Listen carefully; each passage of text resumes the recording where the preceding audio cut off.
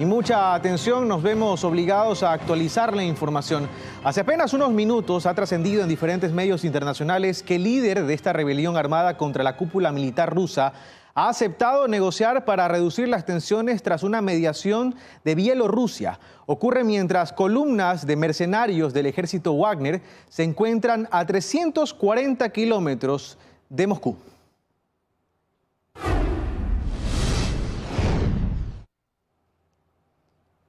Vamos con temas nacionales. La Revolución Ciudadana presentó un recurso ante el TCE en contra de la candidatura presidencial de Javier Hervas y contra la candidatura a la Asamblea de Patricio Carrillo. Nuestra compañera Ismenia Solórzano se encuentra en el Consejo Nacional Electoral con todos los detalles. Ismenia, muy buenas tardes, te escuchamos. Adelante.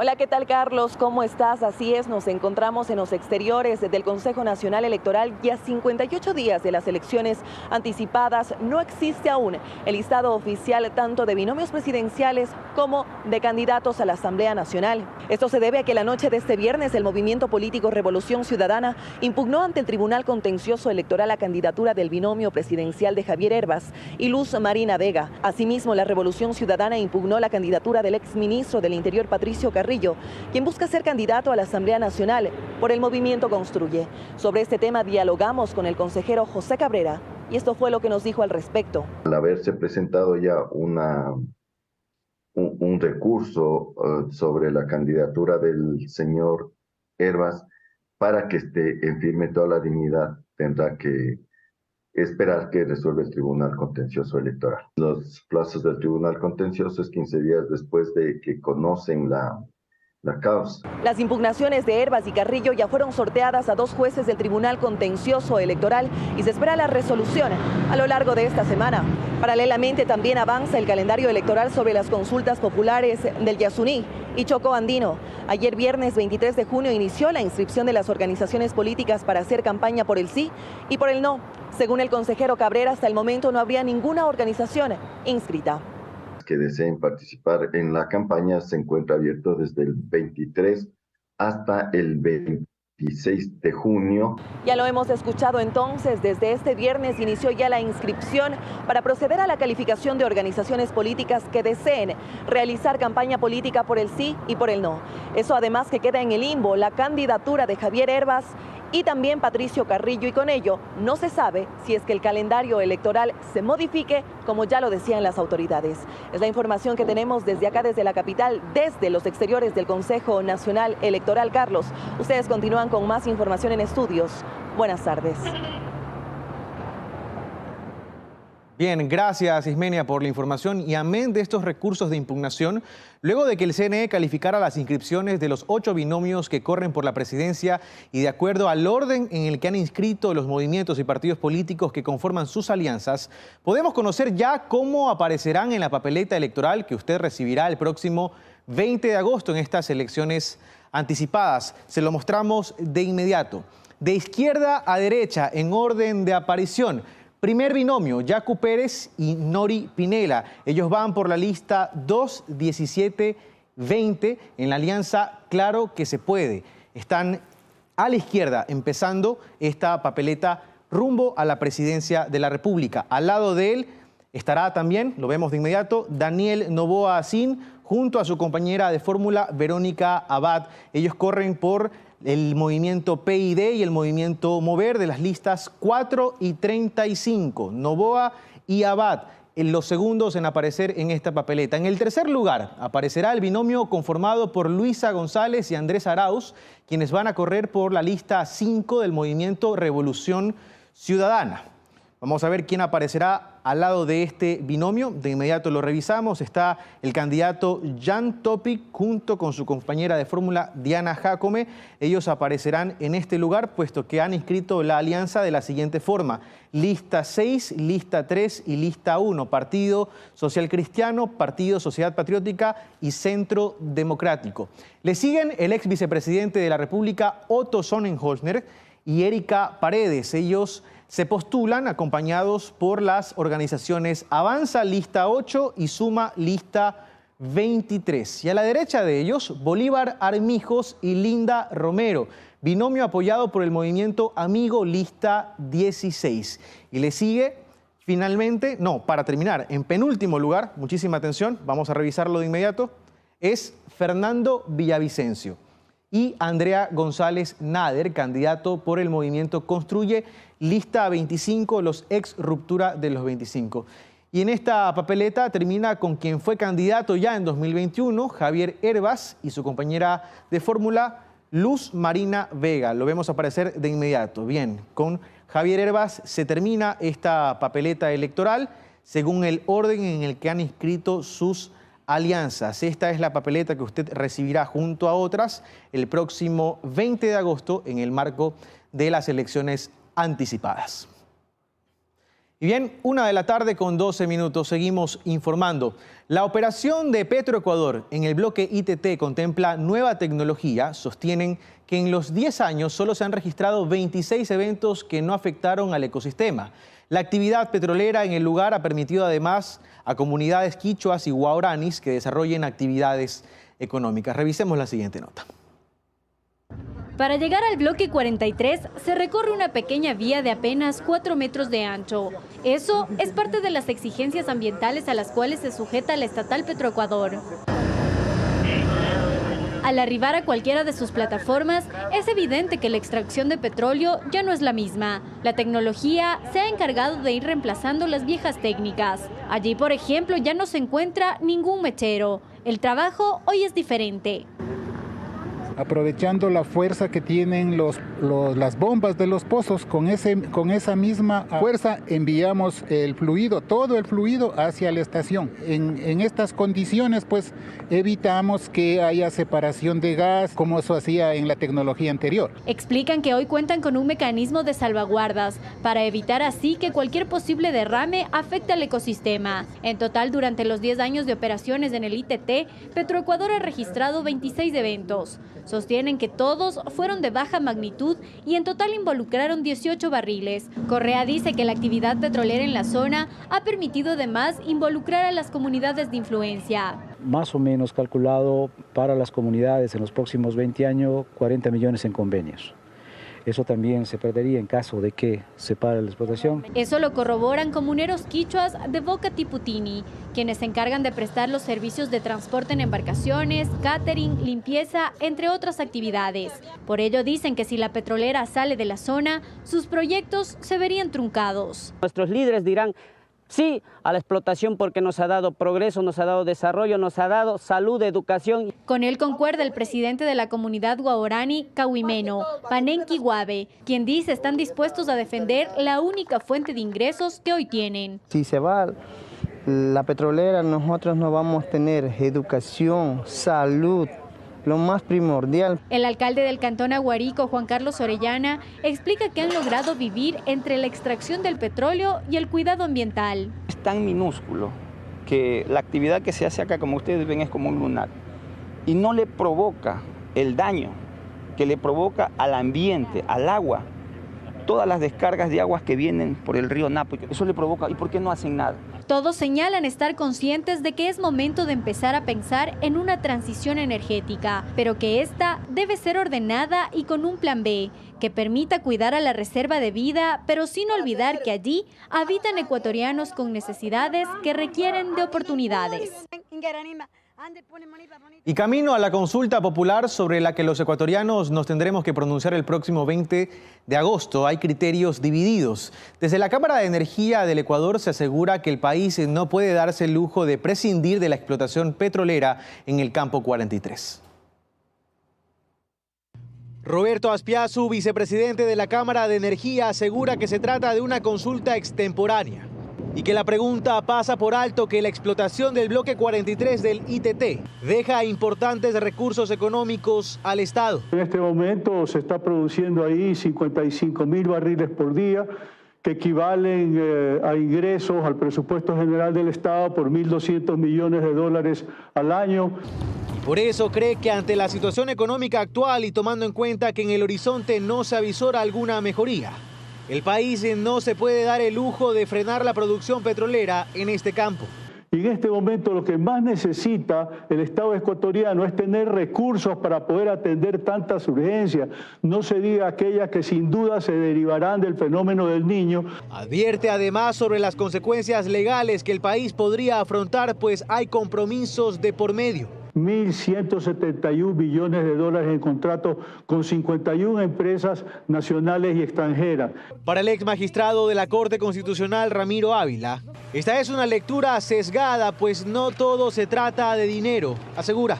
Yo digo, por ejemplo, sobre la biodiversidad, es solo el bloque 43, donde a pesar de que ya se construyó plataformas, sigue siendo una de las zonas más prístinas de este país. Sostiene que la consulta no ha perdido vigencia. Mientras siga existiendo petróleo bajo la superficie, la pregunta va a seguir siendo siempre oportuna. El próximo 20 de agosto los ecuatorianos deberemos responder sí o no a la pregunta sobre mantener el crudo del ITT indefinidamente bajo el subsuelo, en medio de la elección de binomios presidenciales y asambleístas. Momento de un corte comercial, amigos, pero mucha atención con lo que tendremos al volver. El municipio de Guayaquil incorpora organismos internacionales en sus acciones de prevención ante la llegada del fenómeno del Niño. Además, Estados Unidos pide tomar precauciones o evitar visitar 7 provincias del país ante el incremento de secuestros. Con esta información regresamos. Siga con nosotros.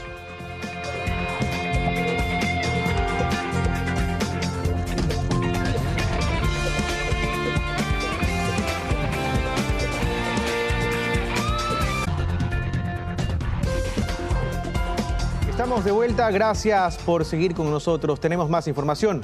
El municipio de Guayaquil anunció que colaborará con organismos internacionales para la prevención de la llegada del fenómeno del Niño. Esta medida fue anunciada por la vicealcaldesa Blanca López.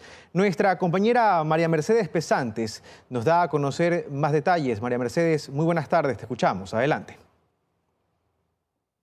Muy buenas tardes en estudios, así es. Tras la firma del decreto 784 por parte del presidente de la República, Guillermo Lasso, y su invitación a los gobiernos descentralizados y provinciales para que ya tomen acciones en torno a la prevención del fenómeno del Niño, el municipio de Guayaquil anunció que colaborará con organismos internacionales. Les tenemos todos los detalles a continuación.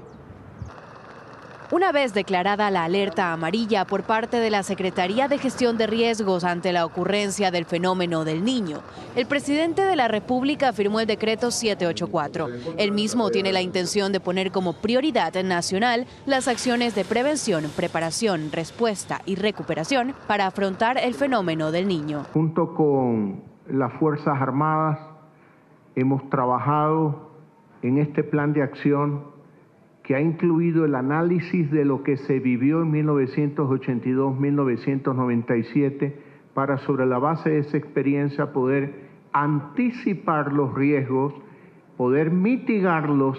Además de haber designado al vicepresidente de la República, Alfredo Borrero, para que lidere y supervise la generación de políticas públicas y acciones para enfrentar al fenómeno del Niño, invitó a los gobiernos autónomos descentralizados y provinciales a elaborar y aplicar sus planes de prevención. En ese sentido, el municipio de Guayaquil ya se ha pronunciado, afirmando que incorporarán a organismos internacionales en sus acciones. Así lo afirmó la vicealcaldesa del puerto principal, Blanca López. Especialmente a través de la Dirección de Riesgos, tenemos un trabajo coordinado con la Corporación de Seguridad, que próximamente será una empresa pública que trabajará en la transversalización de este tipo de prevenciones y planes para tratar de reducir los riesgos de desastres. Se ha convocado a la cooperación internacional en gestión de riesgos y pedirles una vez más que se sumen a los esfuerzos como municipalidad que estamos trabajando en todo el cantón en diferentes acciones de prevención y mitigación ante eventos peligrosos. Afirmaron que el objetivo es fortalecer la capacidad de respuesta ciudadana e institucional para precautelar la vida de las personas y proteger la infraestructura de la ciudad.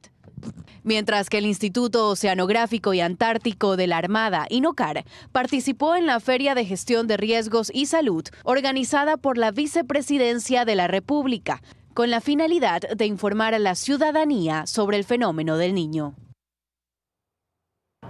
Así, en 24 horas estaremos atentos a las nuevas medidas que tomen los gobiernos descentralizados y provinciales en torno a la prevención de la llegada del fenómeno del Niño.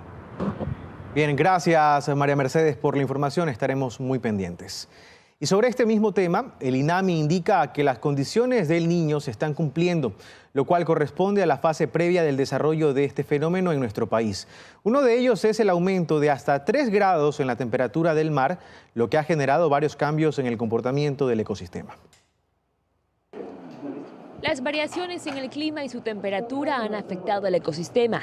En las últimas semanas se ha visto un movimiento importante de peces buscando aguas más frías. Producto de aquello también, decenas de aves muertas al no encontrar comida en la cercanía de las costas del país. Y por otro lado, la aparición de insectos propios de la época lluviosa debido a la humedad, como son los grillos. Y esto, explican especialistas, es parte de las condiciones del Niño, la fase previa para el desarrollo del fenómeno en nuestro país. Estas aves que se alimentan de peces que no se encuentran, que migraron hacia aguas más frías, murieron por esta razón. Lo que puede ocurrir en esta temporada es que muchos de los insectos que usualmente se mantienen en la época fría vayan a tener que esconderse, vayan a tener que migrar porque va a haber una mayor abundancia de los insectos que usualmente aparecen en la época lluviosa.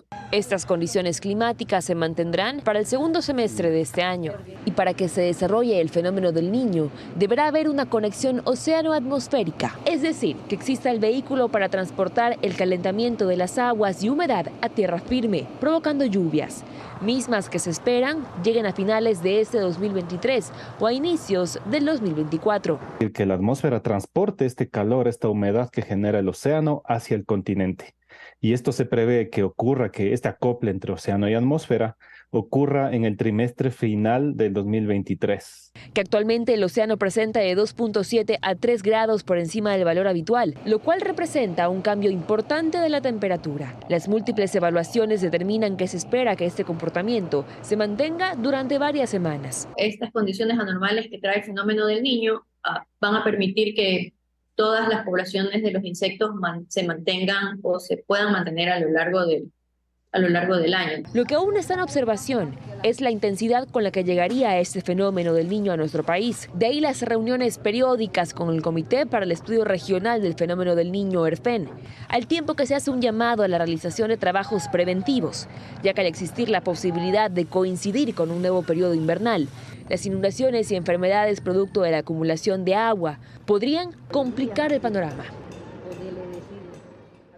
Y mucha atención con esto, Ecuador no cuenta con reservas estratégicas de arroz, soya ni maíz. La preocupación crece ante el desarrollo del evento del Niño que podría destruir cultivos. Ante la especulación en el precio del arroz, además de la llegada del evento El Niño que amenaza con destruir los cultivos, surgen cuestionamientos referentes a cuántas reservas estratégicas de arroz, maíz y soya tiene el país. No tenemos ni un grano de arroz o maíz almacenado hasta el momento. Dani Tacle, coordinador de la carrera de Ingeniería en Alimentos del ESPOL, recuerda que el único inventario de alimentos que constaba en la unidad de almacenamiento eran los 55.000 quintales de arroz valorados en 1.8 millones de dólares que misteriosamente desaparecieron en octubre de 2022. Los datos lo indican, todos los silos están vacíos, de hecho algunos de ellos están en procesos de venta. En medio de tantas preguntas, el ministro de Agricultura, Eduardo Izaguirre, ha señalado que la importación de arroz no solo es una estrategia para bajar los precios de este grano, sino además para prevenir desabastecimientos futuros. Las capacidades de producción del Ecuador, las hectáreas que se están sembrando. Sin embargo, el ingeniero en alimentos Tagle prefiere poner sobre la mesa más escenarios y recordar la urgencia de estas reservas. Lastimosamente, los más afectados cuando ocurren este tipo de problemas básicamente son los más pobres. A esto hay que sumarle que a nivel nacional, el 23,1% de niños y niñas menores de 5 años tienen desnutrición crónica infantil y el panorama empeora en las zonas rurales, que registran un 28,7%. Vamos a revisar otras noticias. Durante esta madrugada, la Policía Nacional realizó un operativo en el sector de Palestina del Cantón Río Verde, en la provincia de Esmeraldas. En el lugar se llevaron a cabo 3 allanamientos. En la operación se capturó a Marcos O., sobrino de alias La Cucha, quienes lideran el grupo delictivo Los Tiguerones en esa provincia. Además, se dio a conocer que en el sitio se planificaban actividades delictivas. Tenemos igualmente una pistola marca industrial, calibre 9 milímetros, 2 alimentadoras para pistola, 29 municiones de diferente calibre, tenemos una moto recuperada que estaba reportada como robada, tenemos varios indicios y accesorios de motocicletas. Aquí es importante indicar que en este cantón operan 2 grupos delincuenciales, la que está liderada por alias del Caballo y la liderada por alias La Cucha. Igualmente se encuentra quien también se dedica a victimar o a dar disposiciones para que victimen a personas es el hijo de alias La Cucha, conocido como el Kevin. Y delincuentes vestidos como policías ingresaron a un restaurante en La Garzota, en el norte de Guayaquil, y secuestraron al dueño del local. El hecho ocurrió a las 4:30 de la tarde del viernes. La Policía Nacional informó que las unidades especializadas se encuentran trabajando para localizar a la víctima y capturar a los secuestradores. Todo quedó grabado en estas cámaras. Y Estados Unidos pide tomar precauciones o evitar visitar 7 provincias del país ante el incremento de secuestros. Desde la UNACE se asegura que la cifra de secuestros extorsivos se ha triplicado.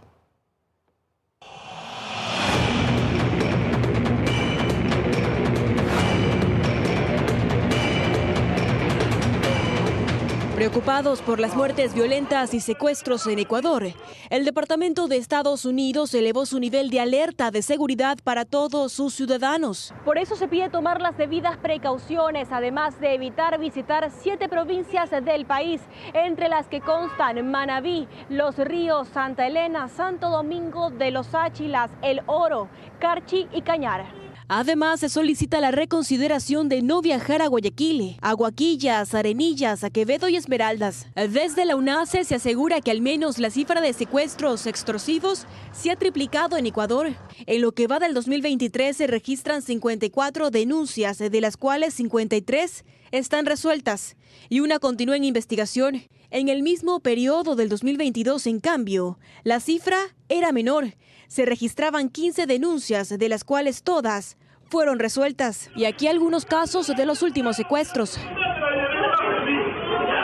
Hace una semana se registró el secuestro de esta mujer al interior de su domicilio en Santo Domingo de los Áchilas. Esta semana el propietario de este centro de salud en Guayaquil fue secuestrado y su vehículo incinerado afuera de una urbanización privada de San Borondón. El pasado 31 de mayo, un taxista que había sido secuestrado fue encontrado por los agentes del orden durante un operativo en Sociovivienda 2 en Guayaquil. Operativo que tenía como objetivo buscar al presunto asesino de un policía. Recordemos que no es la primera vez que la embajada emite estas alertas.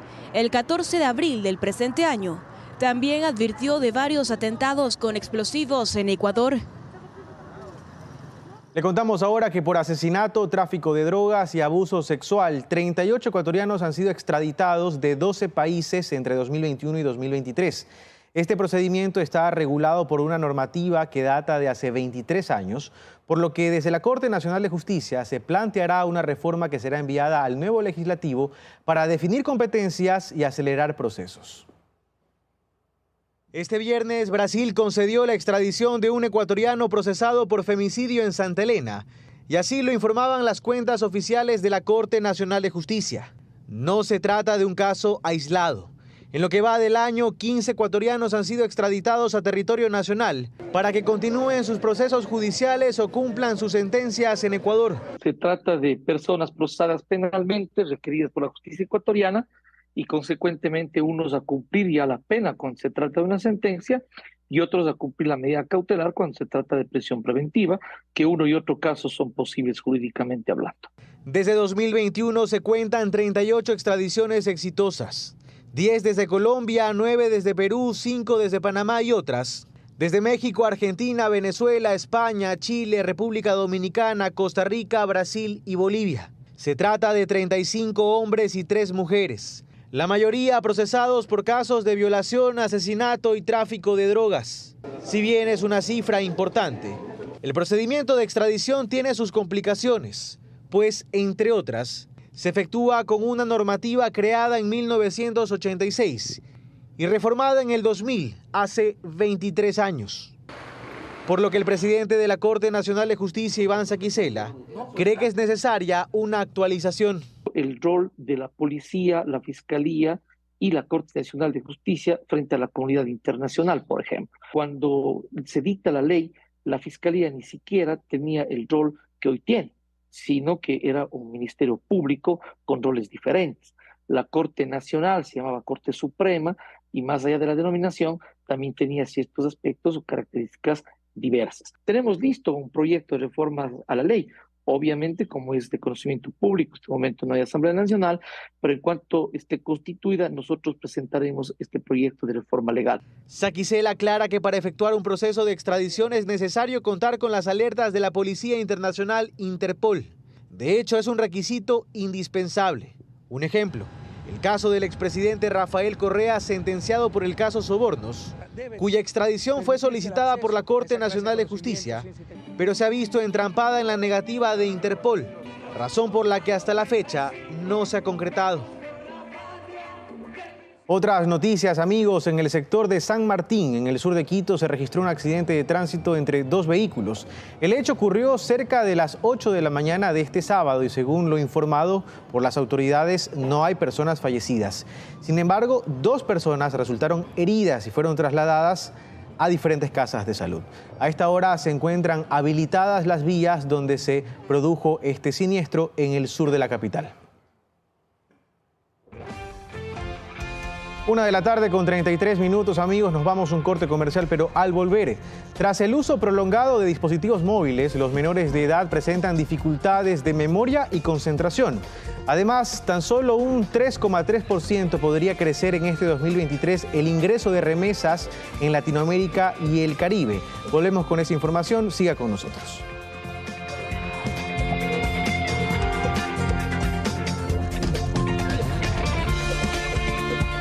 El doble en comparación con el año pasado. Nuestra compañera Brigitte Mancheno se encuentra en uno de los puntos habilitados en la capital para contarnos más. Brigitte, muy buenas tardes, te escuchamos. Adelante. Así es, buenas tardes. Nosotros nos encontramos en la oficina matriz del Registro Civil en Quito, específicamente en el área de cedulación, donde por hoy en esta jornada especial se están emitiendo pasaportes. Esto ante la alta demanda de este documento necesario para salir del país. Pero le contamos más en la siguiente nota. Veamos. Antes de las 6:30 de la mañana, varias personas llegaron a las agencias del Registro Civil en Quito y aunque el servicio de pasaportes iniciaba desde las 8, la afluencia de personas les hizo iniciar antes con esta jornada especial. Nosotros ya hemos realizado como Registro Civil 14 jornadas extraordinarias. Este día, sábado 24 de junio, se abrió las puertas del Registro Civil en nuestras 4 agencias, en Plataforma Gubernamental del Sur, en Quitumbe, en Tumbaco y aquí en Iñaquito. Según afirmaron varios usuarios, realizar este trámite les tomó pocos minutos. Realmente sí fue muy ágil. Tenía 100 turnos antes, pero me he demorado unos 20 minutos máximo. Bueno, el rato que llegué estaba justamente bastante lo que es afluencia de personas, pero fue pasando rápido. Vine a las 9 de la mañana y ya estoy saliendo ahorita. En Guayaquil, en cambio, solo se habilitaron puntos para el retiro de pasaportes. Una jornada únicamente de entrega de pasaportes el día de hoy para los que se agendaron la semana pasada. A escala nacional, en lo que va del año, el Registro Civil ha entregado más de 451.994 pasaportes. En el mismo periodo, el año pasado, entregó solo 230.589. Es decir, una cifra que casi se ha duplicado. Y es que muchos ecuatorianos buscan salir del país por varios motivos. Para poder viajar ahora que mis hijas están de vacaciones. Sí, quiero renovar la visa. Quiero estudiar justamente en la Ciudad de México, entonces decidí venir a sacar para seguir mis estudios en la parte de allá. Finalmente, la autoridad aclaró que el obtener un turno para los diferentes servicios del Registro Civil no tiene costo y recomendó a la ciudadanía tomar precauciones. Que no se dejen engañar por redes sociales, ni que tiene un precio ni un costo, totalmente gratis. Si no pueden acceder a nuestra página en la agencia virtual, les invitamos a acercarse a las agencias para su respectivo turno. Aunque al inicio se esperaba que solo asistan personas con turnos entre el 26 de junio y el 31 de julio, finalmente se atendió a todos los usuarios que asistieron. Una vez que los usuarios se han acercado a los 4 puntos habilitados en la ciudad de Quito, tendrán 48 horas para acercarse a las oficinas a retirar este documento. Es lo que les contamos a esta hora de la tarde. Ustedes continúan con más en Estudios. Buenas tardes. Gracias por la información, Brigitte. Muy buenas tardes. Y seguimos informando. Tras el uso prolongado de dispositivos móviles, los menores de edad presentan con frecuencia déficit de atención, es decir, dificultades de memoria y concentración. Esta problemática aumentó desde las clases virtuales durante la pandemia.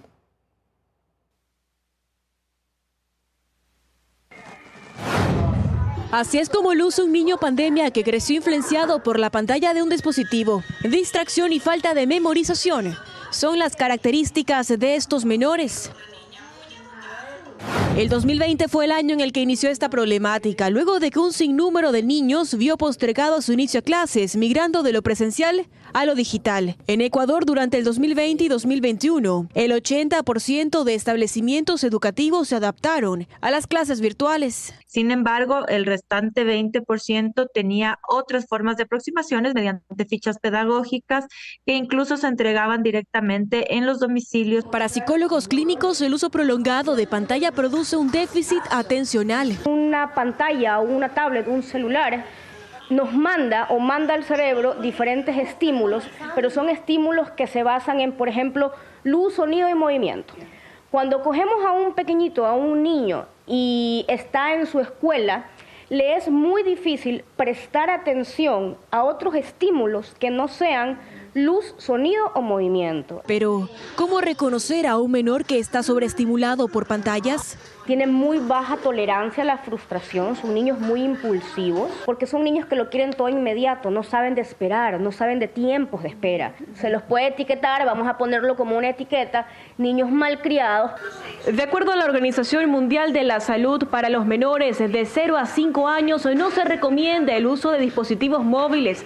Para los niños de 6 años se podría intentar el uso del celular, pero debería ser al menos 1 hora al día y fraccionada. Especialistas acotan que el déficit atencional por el abuso de pantallas suele ser confundido con el trastorno del déficit de atención con hiperactividad, el cual puede llegar a ser medicado. Por lo tanto, se hace un llamado a los padres de familia para que contrasten varias opiniones médicas. En el cual debe involucrarse no solo un psicólogo clínico, también un neurólogo, para realizar un electroencefalograma, para ir descartando muchos aspectos. Y aquí el interrogante que todos se han de realizar: ¿cómo hacer que un niño ya no sea sobreestimulado por las pantallas? La respuesta es simple, y es quitárselas de inmediato y totalmente. Los niños pandemia también pueden llegar a tener afecciones alimenticias y oftalmológicas.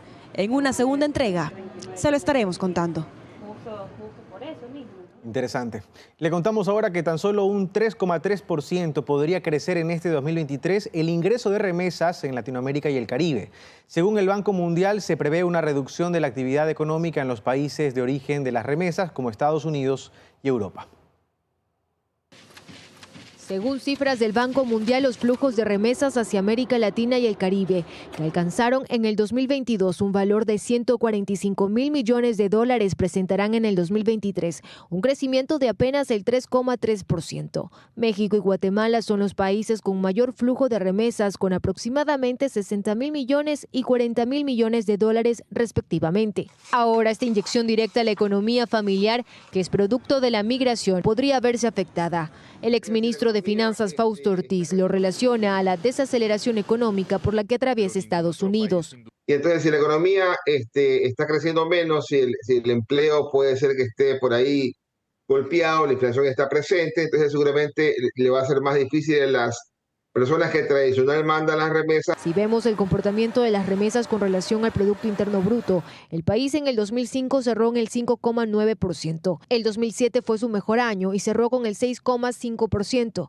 El 2014 y 2015 cerró en el 2,4%. El 2021 con el 4,1% y el 2022 con el 4,7%. Yo pienso que las remesas van a seguir su flujo normal, porque justamente no es que estamos exportando ejecutivos mayormente, estamos mandando personas que van a trabajar en restaurantes, en hoteles, que si bien pueda que la demanda de ellos baje un poco, sí son trabajos que siempre son ocupados por migrantes. Por otro lado, también se relaciona la caída de estas cifras al costo de envío, que desde octubre de 2022 ascendió a 5,8%. Pueda que una familia le cueste mucho mandar vía transferencia como lo hacen habitualmente, y capaz lo mandan con algún familiar, no está contabilizada, pero en la economía está ese dinero dando vueltas. El Banco Mundial de manera general ha estimado que los flujos registrados oficialmente hacia países de ingresos bajos y medios en todo el mundo crecerá en apenas el 1,4% en el 2023.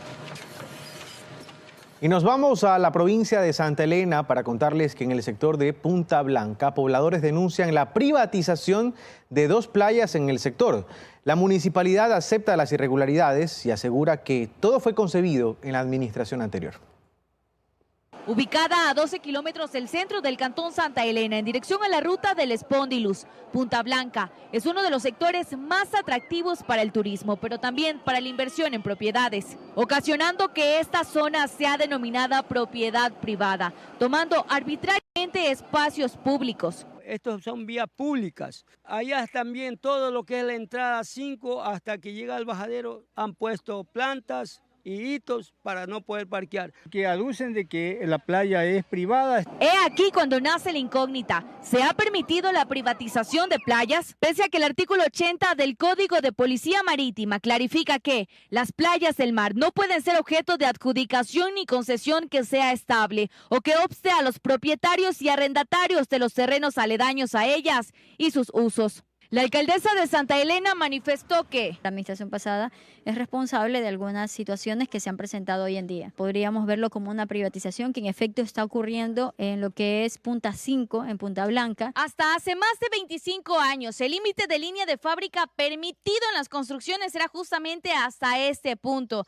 Con el pasar del tiempo, se ha ido ocupando más de 100 metros en dirección al mar, reduciendo la playa de Punta Blanca. Don Luis menciona que esto causa que las posibilidades de vender sus productos a propios y extranjeros se vean disminuidas. Ha subido la marea, se llega hasta el filo, ya no hay dónde ubicar una carpa. El turista venga a bañarse. Y así reflejan varias irregularidades, como es el caso del edificio de 30 pisos que se pretende construir en el sector. Revisando la documentación nos dimos cuenta que la administración pasada le otorgó los permisos de construcción para esta edificación. Solamente estaba estableciendo una cláusula y él sobre el tema de un excedente. Y los 3 lotes dados en fideicomiso al ISPOL, conjuntamente con demás lotizaciones que llevan aproximadamente 40 años pagando impuestos y no se les ha dado mayor respuesta a sus solicitudes. Más adelante revisamos los últimos movimientos del mercado de